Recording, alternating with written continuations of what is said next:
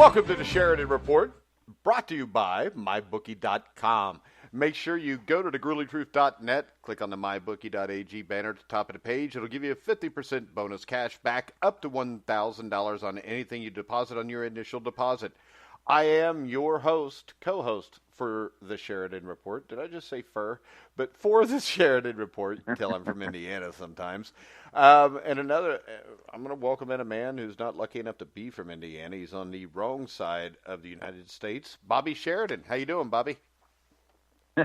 Well, it's good that I'm on this side of the United States because I get to work for your network tomorrow in Anaheim in the that Sweet 16 site, and I'm looking forward to it, Mike. Yep, we'll see how you do here and see if we can send you or not. All right, so Cordy, how much money you win me tonight? All right. And you are the host, Mike. You are the host. You are not the co-host. I'm the co-host. You're with me because everybody's listening to Bobby, not Mike. All right, so we're going to start off in the NBA. I know you got a free play and a top play, Bobby. What do you got? I do, and I'm just going to tell the fans, and I know they realize this, but, we've had a couple losing days, and the key is just to maintain emotional stability. Gambling, and when it comes to money swings up and down, they're going to happen. It's like anything, over a day or a few days, anybody, the best will lose some money, but it's over the month, the week, the month, the long haul, and the bottom line is that you, with your own personal accounts, you have to just stay very disciplined. And like I say in poker, never go on tilt. When your pair of aces gets beat and you got a lot of money in there, you can go nuts. So with that said, the rest of the week looks solid. Tomorrow looks great with the start of baseball and those Sweet 16 games. And we have a couple winners tonight to get us back going on the right track. And in the NBA, I added a free play, Mike.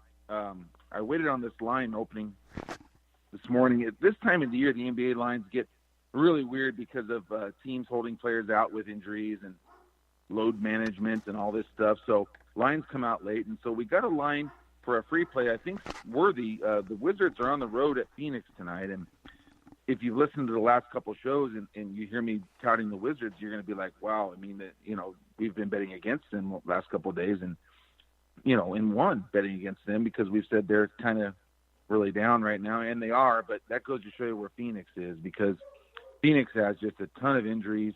They're not even close to the team that was beating Golden State just 3 weeks ago. They've lost 3 or 4 of their top players, and the other night when they lost by 30, I can't remember who it was against now. I've looked at so many things, but they lost by 30.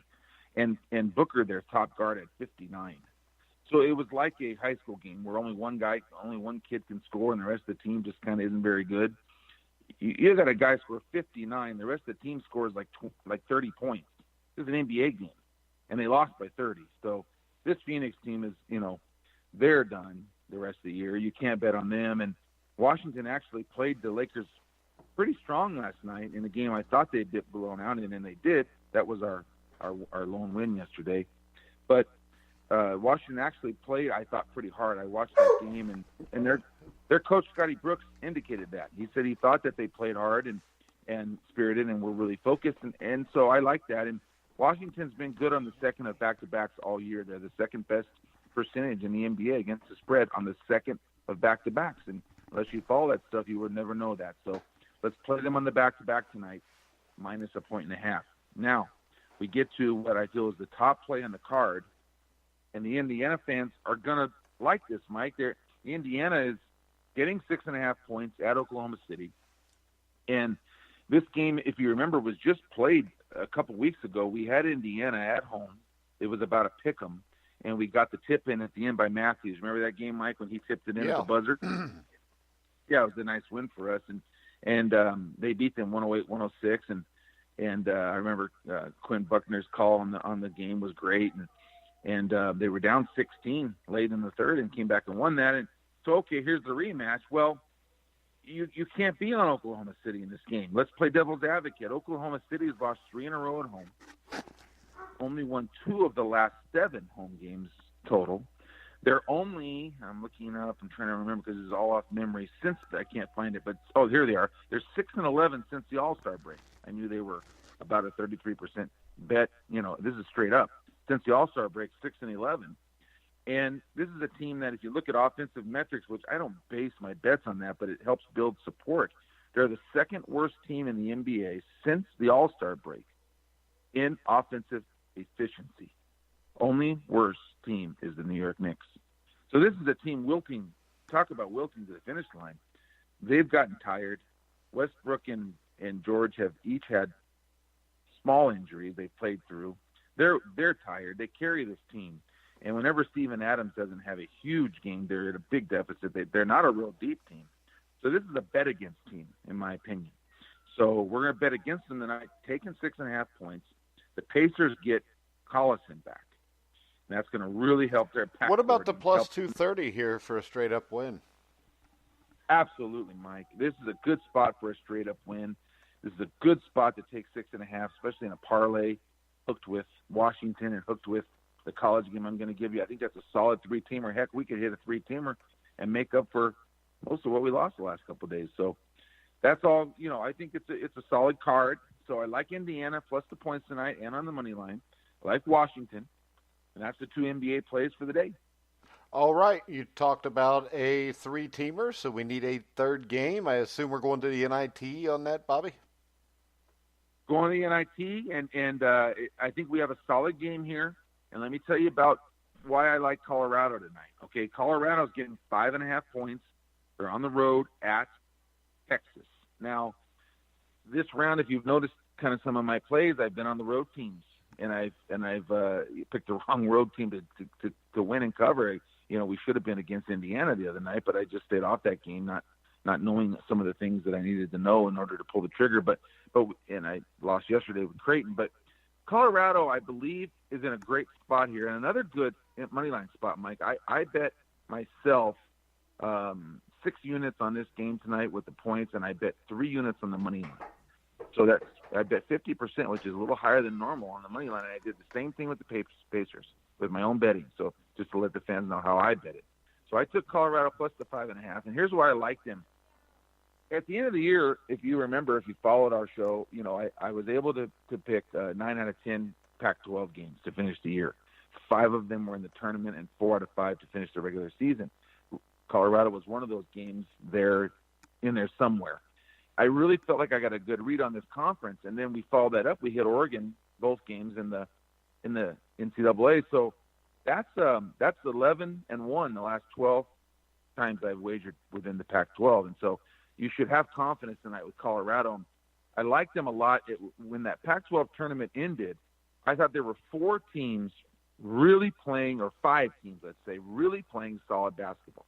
And that's the 3 that made the tournament and the 2 that I felt were dangerous, Colorado and USC, which both got beat in close games, very close games in the Pac-12 tournament. And so Colorado moves on to the NIT. They backed that up with 2 home wins.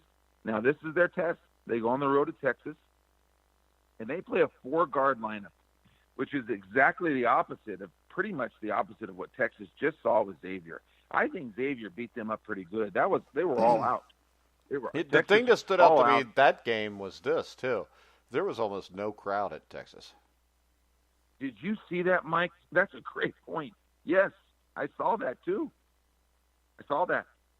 And, you're right. I mean, I don't think that it's the most exciting thing in the world for them. Now, they're trying to win their first NIT since 78. Of course, that was the year before Steve's 79 Indiana team won the NIT. Right? It was 79, right, when they beat Purdue? Yes. Yeah, 79. So Texas won it the year before. But Texas is, I agree with you.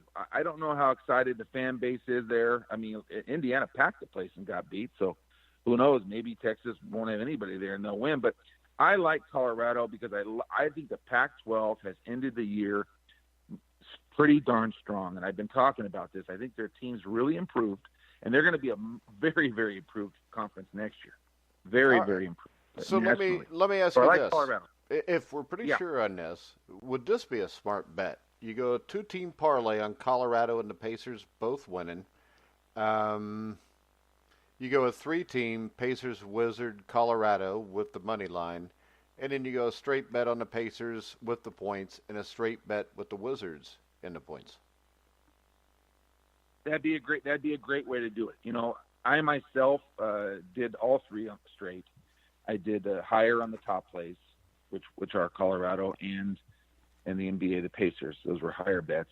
I also took the money line, and I had the three-teamer going. In fact, I had a game yesterday to these two teams today. I can't remember which game it was. Oh, it was the Lakers. I took the Lakers last night to these two teams today in the money line. So I've got that already built in. Mike, you're right on. Your wavelength is right on with mine, and now they just got to come through. That's how I'm looking at today, and it's tomorrow's going to be a stronger card with more depth. Yeah, and so actually, we'll go ahead before I forget to mention this, is the Sheridan Report will be live tonight at 10 o'clock Eastern, 7 o'clock Pacific, to give you our top plays a little early if you want to hear it live. It'll be posted in podcast form tomorrow. But if you want to hear a little early take on the Sweet 16, the regional semifinals coming up tomorrow in the NBA, you can catch us tonight at 10 o'clock Eastern. All right, Bobby, we ready to take a commercial break and come back with On This Day? We're ready, Mike. All right, we will be back in 1 minute and 12 seconds. Hi, I'm Mike Goodpasser from the Grueling Truth Sports Network, and I'm here with just one simple message. If you're watching the games, it's time to start making money. The Grueling Truth has recently partnered with MyBookie.AG, an industry-leading sportsbook website, who reminds you that where you bet is just as important as who you're betting on, and that's why the Grueling Truth urges you to check out MyBookie.AG. In addition to the usual thousands of odds, money lines, proposition bets, and futures offered on MyBookie.ag daily, they also have in-game live betting and a mobile site that makes wagering on the go easier than ever. So join now and MyBookie will give you up to a free $1,000 cash bonus on your first deposit. Just enter promo code TGT50, that's TGT50, to take advantage of this offer. You can also go to thegruelingtruth.net, click the banner at the top of the page for MyBookie.ag, and also get the same benefit and the same $1,000 free cash bonus on your first deposit.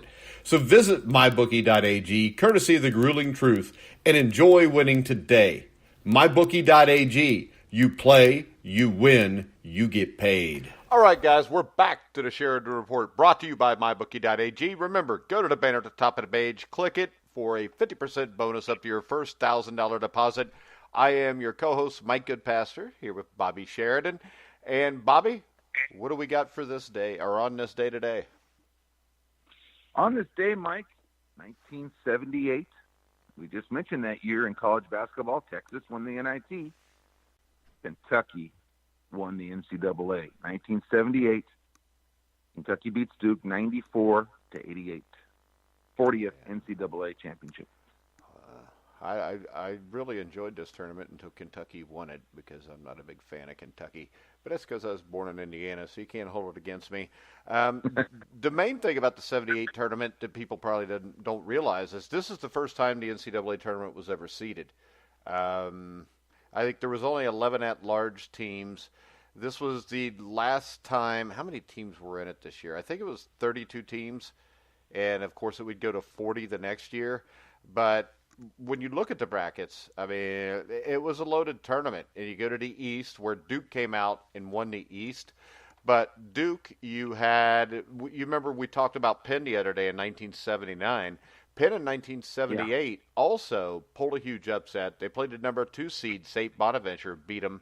And then they lost a really close game to Duke in the regional semifinals.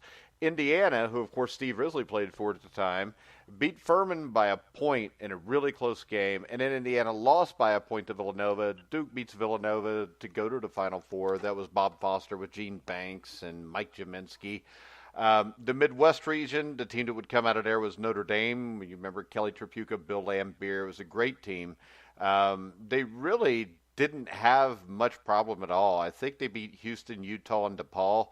They beat DePaul and Ray Meyer, and that was another one of those teams where Ray Meyer was the number 1 seed and came up short before the Final Four. The Mideast Regional featured Michigan State and Magic Johnson, and they didn't disappoint. They won their first 2 games by like over 20 points. the biggest upset in this entire tournament happened in that Mideast region, though, and that was where Marquette lost to Miami of Ohio out of the MAC, 84-81 in overtime.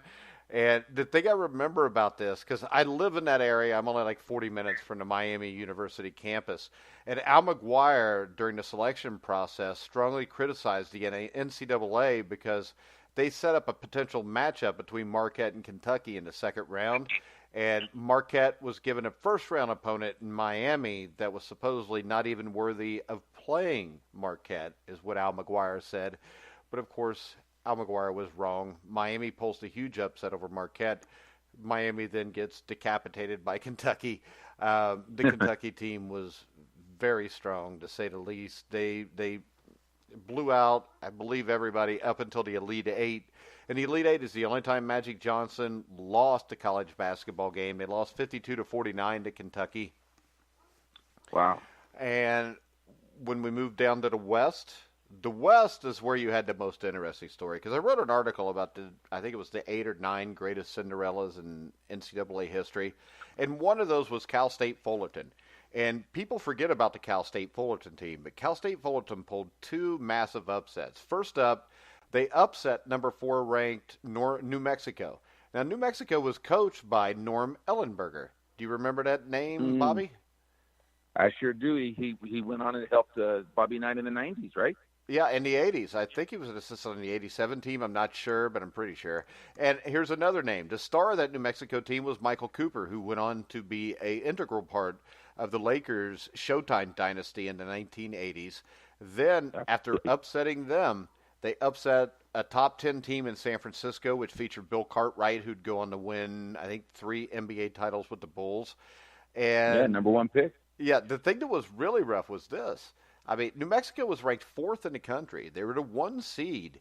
And if they would have beat Cal State Fullerton, which everybody thought they would, New Mexico would have hosted the regional semifinals because it was in Albuquerque, which would have gave them a direct line to the Final Four. Now, Cal State Fullerton then played Arkansas, who had Sidney Moncrief, who we talked about the great job he did guarding Larry Bird at the end of the 1979 regional final, and that was in Cincinnati at the Riverfront Coliseum. They call it the U.S. Bank Arena now. But this game, Cal State Fullerton almost ended up in the Final Four. They lost by 3 points, and the thing I remember about this game is, number one, they overcame second half double digits in both of the first games we talked about. And then they overcame another double-digit deficit against Arkansas. They had to lead to 1 with like 10 seconds left. And Arkansas's Jim Counts stole the ball from Keith Anderson. And it was a bad call because I think Anderson got fouled. They didn't make the call. Counts finishes with the layup. They win by 3 points, but we were that close to Cal State Fullerton being in the Final Four over Arkansas. So yeah, that's unbelievable. Nobody realizes that the Cal State Fullerton Titans got that close to it. But I remember there was a big write-up in Sports Illustrated about them, and they came that close to being legitimately a huge Cinderella. Yeah, that's unbelievable. I live here, as you know, in the West Coast, and I'm 30 minutes drive from Orange County, which is right where Cal State Fullerton is. It's literally 10 minutes from Angel Stadium. Cal State Fullerton is a baseball powerhouse. Oh, yeah, they're in the College World Series all the time. Every year, and Augie Garrido, the famous Augie Garrido, before he was at Texas, he was at Fullerton winning 2 or 3 there, yeah, for them, I didn't even realize that they had made this run. Now, I have a question for you. Was Leon Wood on that team, or did he come a little later? Leon Wood was after, because Leon Wood was 84 Olympics, remember? Oh, okay. Did Knight choose him? Was he on the Olympic team? I think he was on the Olympic team. I think he was, right? I think he did make the team, yeah. But, yeah, he was before that. Yeah, he's now officiating in the NBA. Did you know that? I did not know that. I only watch the NBA games you tell me to bet. I haven't seen him referee one yet.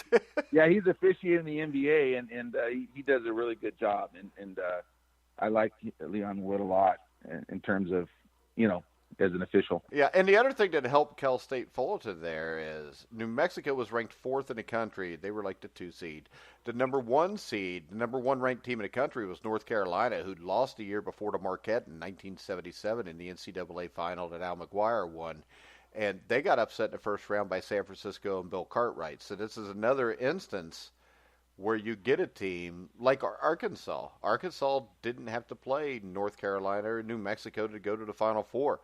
That always helps. The Final Four, the most interesting thing about the Final Four, being an Indiana fan, is they played it at the old Checker Dome in St. Louis. And if you watch the film, it looks like they're playing at Assembly Hall. And what had happened is, I guess, while it was in storage at the Checker Dome, the court at St. Louis got damaged. So they couldn't use it because they go to take it out of storage the week of the game, and it's basically destroyed. You can't use it. So they call Indiana University, and they actually used the Assembly Hall floor at the Checker Dome for the 1978 NBA or NCAA Finals. Wow. What? I have a lot of useless. I have a lot of useless information, Bobby. I didn't say useless. I said that's amazing. Oh no, it's pretty much useless. I've never made any money with it, so it's useless. But I mean that's a fact that's a really interesting fact. From that 78 that the Assembly Hall floor was used at that site. Yeah, and then you get the Final Four, which Duke beats Notre Dame in a great game, 90-86. Arkansas comes up short against Kentucky, another great game, 64-59. I think Jack Givens scored like 23 points, 9 rebounds in the game, and I remember Steven Scheidler. I think his name was Steven. I know the last name was Scheidler.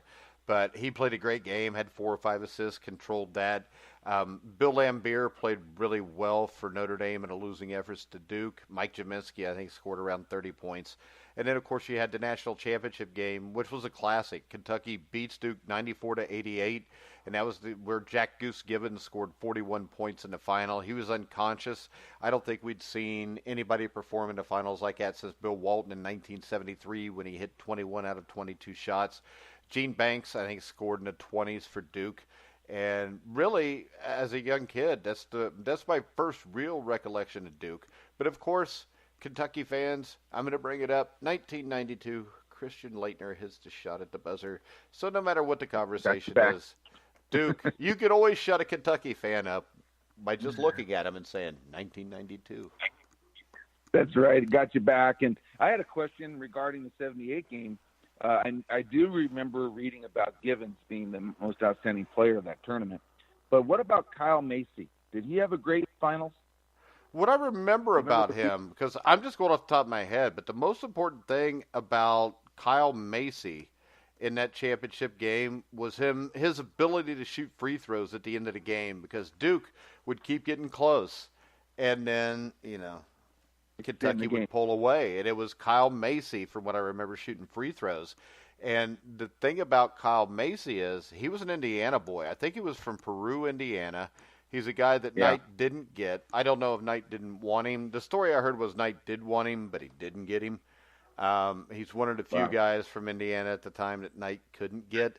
But if I remember right, Macy hit like 2 or 3 free throws in the last minute that were huge. I think he only scored like 8 or 9 points in the game.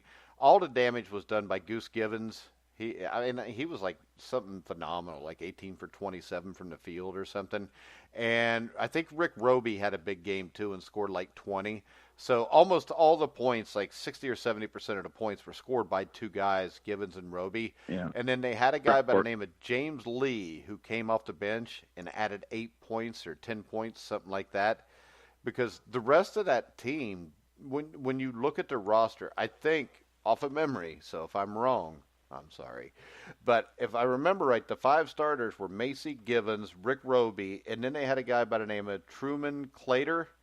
And then they had another starter named Mike Phillips. Phillips is a guy that didn't do much in that championship game because he got in foul trouble early. And I think he actually fouled out in that game also. So my question on that team was they had Dwayne Casey. I didn't know if that was the same Dwayne Casey that, coaches in the NBA or not. Do you? Yeah, I don't know. But it would be around the right timing, age-wise. So I would bet on it. So I don't know if it was or not, but I don't know. It's according to what kind of odds you give me whether I bet on it or not, because you've taught me that it's got to be valuable. I mean, you can't just go for it. It's And all I about the love that value. Duke team. That Duke team is why I really like Duke. That and Mike Krzyzewski, who was a Bob Knight disciple, because you had Jim Spanarkel, Gene Banks, Mike Jaminski, Kenny Denard. I think John Harrell was the fifth starter. And then they had Bob Bender. And if I remember right, I think Bob Bender was the first guy to ever be a part of two different national championship teams, because Bob Bender played in like close to 20 games for IU in the 75-76 season, and he was on the national championship team. And then he transferred to Duke, and he didn't win the national championship with Duke. But in 1978, he played for Duke. So he played in the national championship game, or was on rosters for two different teams within a 3-year period. And to wrap up his career at Duke in 1980, he played a part in upsetting Indiana in, I think it was the regional semifinals, or no, not in 80, because 80 Duke beat Purdue, Purdue beat Indiana. So never mind. But Bob Bender did get beat by Purdue with a chance to go to a third Final Four in 1980. Mike, that's wow. I'd forgotten about Bob Bender until I started naming off the starters, and then the name came up to me. That's not a name I don't think the staunch IU fans have forgotten, though. And I'm sure Bobby Knight hasn't forgotten that Old name. Indiana fans probably don't. And I don't know if he left under bad circumstances or just he didn't think he was going to play much. It probably wasn't, because if you look at it, Quinn Buckner and them graduated off that team, so you would think that, common sense would tell you that Bob Bender would be a starter.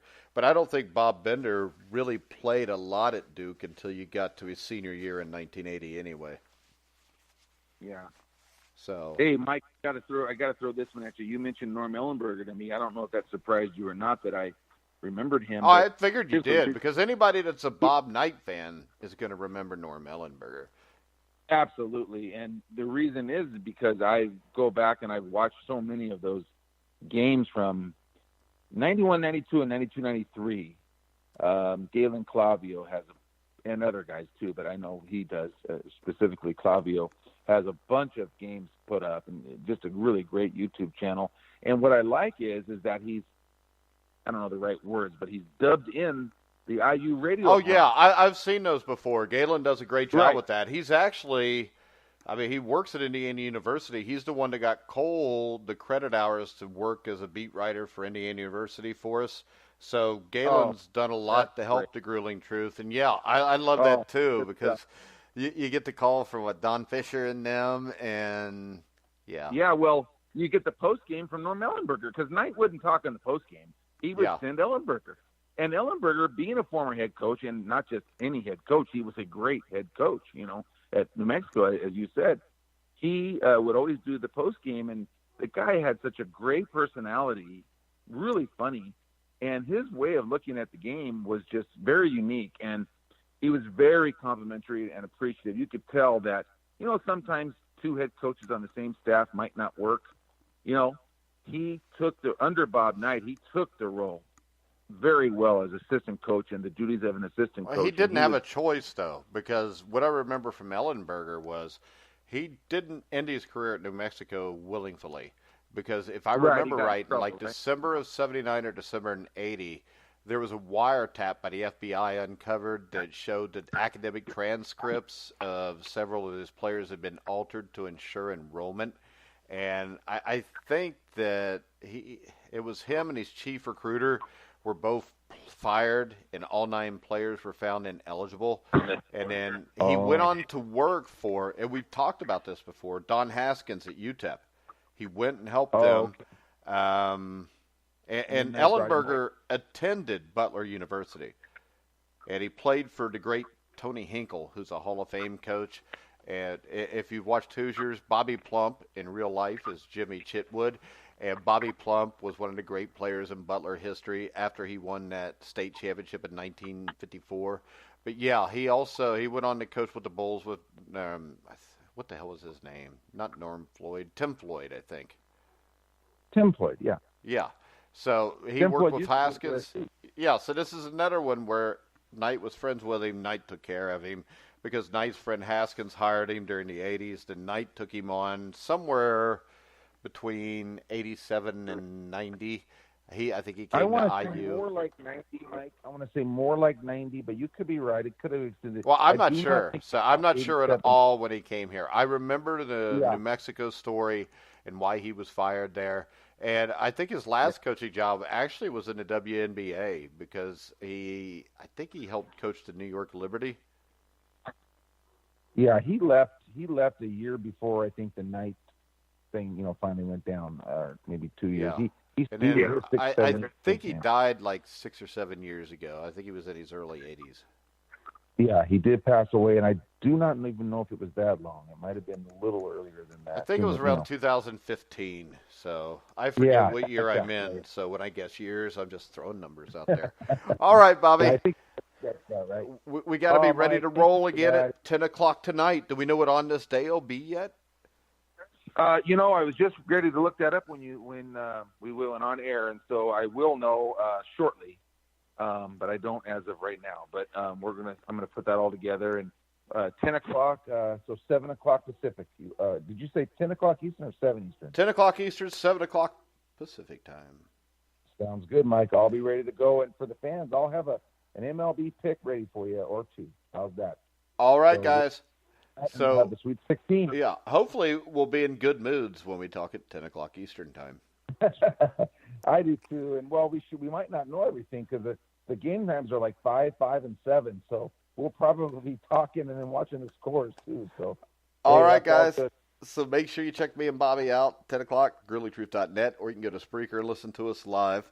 We're gonna wrap it up. I want to remind everybody you can hear all of our podcasts on Spotify, iHeartRadio, iTunes, TuneIn, Spreaker, Stitcher, wherever you find sports podcasts, you'll find The Grueling Truth. So, for Bobby Sheridan, I'm Mike Goodpastor. You've been listening to The Grueling Truth, where the legends speak.